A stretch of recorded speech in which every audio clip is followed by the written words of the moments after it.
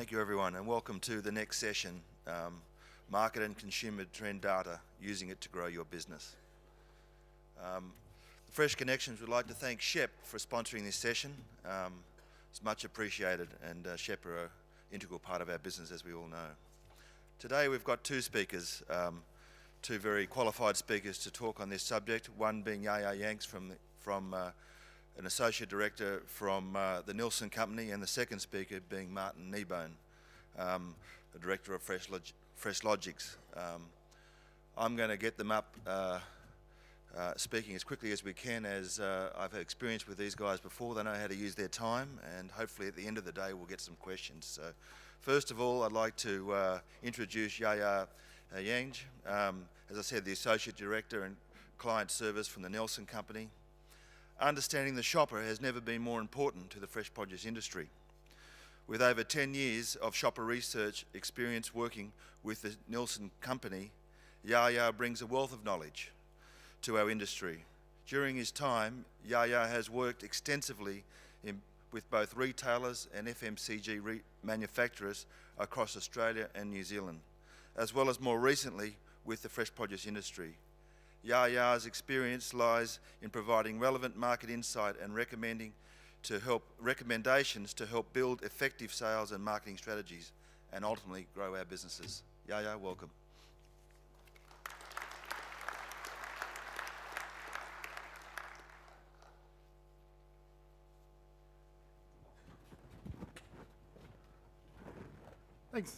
Thanks, Rob.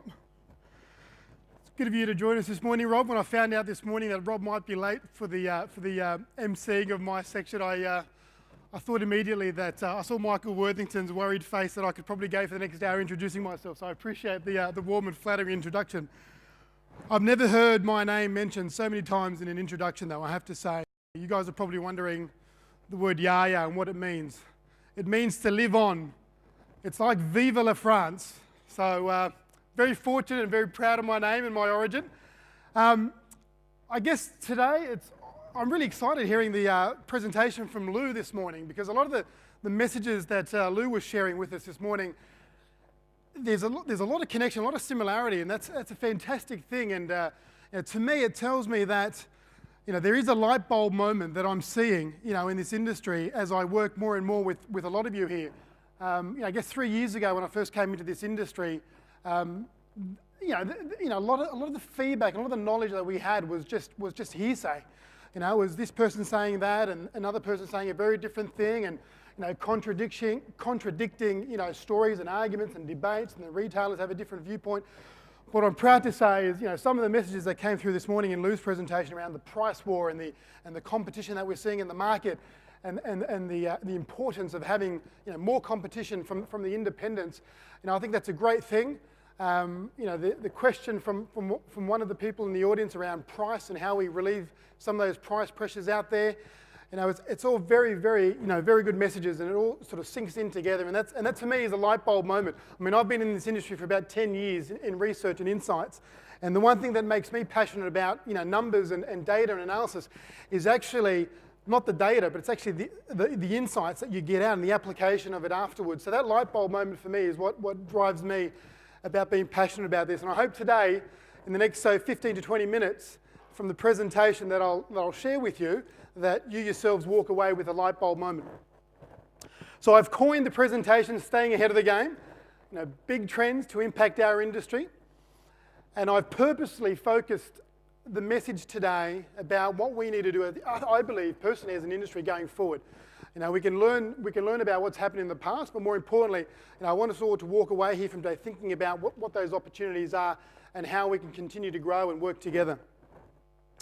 So what I'd like to do is I'd like to touch on some 5 major trends that we've seen at Nielsen over the last couple of years. We've got a lot of information, a lot of analysis goes into this. So, whilst it's only a short presentation, there's a lot of information and background that goes into this. And really, it boils down to these 5 major areas that I want to share with you. The first one is the aggressive retail landscape that we're operating in today, and I want to touch on that in a bit of detail. The next one is the surge in pre-packaging and what that means for our industry going forward. Also, the shopper the power that is now in the shopper's hands through information and education is unprecedented. The changing face of the Australian population and what that means for our industry going forward, not just 2 years from now, but maybe 10, 15, 20 years. What are we doing to stay ahead of the game?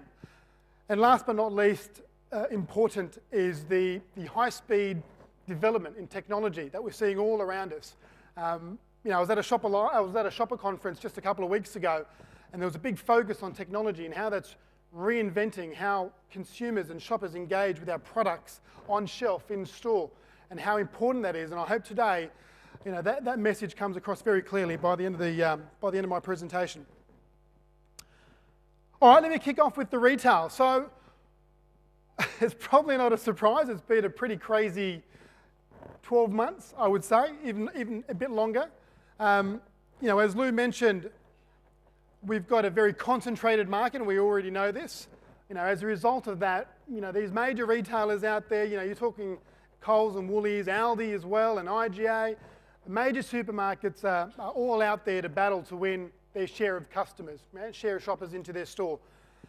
And price has been the primary weapon which has been used in the marketplace, particularly in the last 6 months. And messages like the price knockdown, the down campaign, even Aldi, which is already famous for having, everyday low price, has already reduced shelf prices. You're seeing that in their stores. So what's the result of that? Price deflation. If you take a look at the overall market and what we're growing, we're seeing a very nominal 2.5% growth in total dollar sales in the last 12 months in total grocery. When I looked at the numbers 12 months ago and I presented at the PMA in Melbourne, when I looked at the growth of total grocery, it was growing at about 6%. So double the rate of what it is today. So it's a really important message, because at the end of the day, we've got to stop thinking about stealing share from each other, and we've got to start thinking about how we can grow the pie. And that's why we're talking about how we can drive consumption, because that's really important at the end of the day. It's not about just stealing share, it's about how we can sweeten the pie and drive profitability and efficiency for our industry, but also how we can grow the pie together. The other key message from that is fresh as an industry is not feeling this alone. Total grocery as a whole is feeling the price pressures that are going on right now. A lot of the suppliers in packaged grocery are doing what we're doing and funding a lot of the promotions that are out there in the marketplace. What does this mean? Obviously, there's a lot of promotions as a result of the price promotions that are going on. One of the things that we're seeing a lot more in this market is, typically in the past, you'll see a high-low, high shelf price, deep discount promotional strategy, or in everyday low price for categories that are not expandable, like toothpaste or shampoo or things like that. What we're starting to see a lot more is lower shelf price. That's where your margin squeeze is coming, but also deeper price promotions. And that's been felt across the board. We've done a recent survey, and we've asked suppliers and retailers, what are your biggest concerns going forward in the next 12 months? And there was disagreement across most of those top 5 concerns but one, and that was the over-reliance on promotions to drive sales and the erosion of base sales. So another message to come from that is, the good thing is there's clear recognition. There's clear recognition from suppliers, but also our retail customers, that the environment that we're living in today, we've got to be smarter about how we go out there and price and how we drive volume in the category. The question is being raised. Is it sustainable for the next 12 months, 18 months, even longer? Now, what we're doing today, how can we be smarter and more efficient? And price could not be more important than it is for this industry, given the volatilities that we live in. So it's really, really important to understand the impact of price in this market that we operate today. I guess the other key trend in the retail landscape is Coles. It's quite clearly, I don't think anybody can dispute the fact that Coles have had a pretty good run. In the last 12 months, they went from building their brand and repositioning their brand to driving, value to the customer. But it's also, Coles is also seeing some good results on the bottom line, but they're attracting more shoppers into their stores. So a lot of suppliers are engaging a lot more with Coles that we've seen today than we have in the past. So I guess the key message for this industry is how do we work with more than just one retailer? It's not just about partnering with a Woolworths or a Coles or an IGA or an Aldi. It's really about being smart and being tailored to each of our retail customers to win with their shoppers. And that's the key message that I guess I want to leave with you today on that point. And Lou said it as well, the focus on fresh is big for a retailer. It's big for supermarkets, it's big money. And what we've seen in the last 12 months is the supermarket share of total fresh produce has actually increased by 1 share point. You know, the independents are being squeezed and the smaller supermarkets are being squeezed on market growth. And it's a very aggressive market, as we've seen. But also talks to the fact that as an independent supermarket, you've got to be smarter about how you position yourself in this marketplace. You can't compete head-to-head with the major supermarkets. You've got to have a unique offering to bring shoppers into your store, because it is, let's be honest, it's more inconvenient to go to an independent supermarket than to pick up your produce at a Coles and Woolies during your main grocery. So that's really important. It needs to be something special and unique. And where independent green grocers are struggling is where they don't actually differentiate.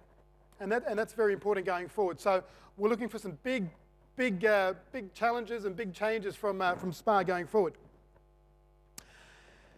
So this is the picture 12 months ago. Fresh produce, specifically, 1.6% growth in dollar sales versus a year ago. It's a big slice of the pie.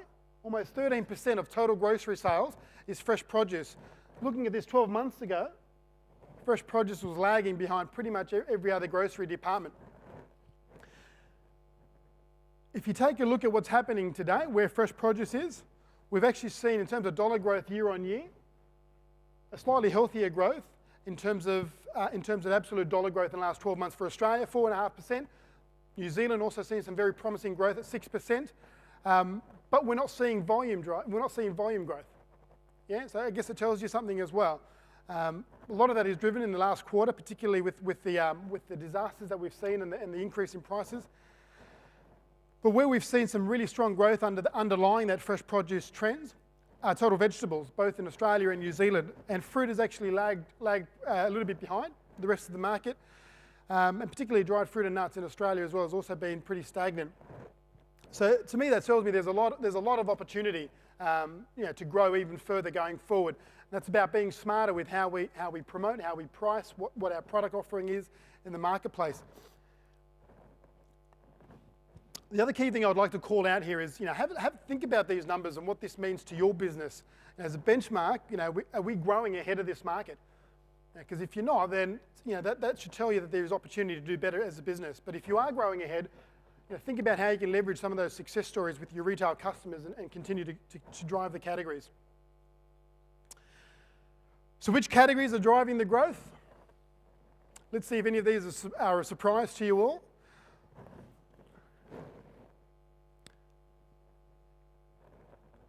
So we've seen a large proportion of the growth in the last 12 months has actually come from the staple categories.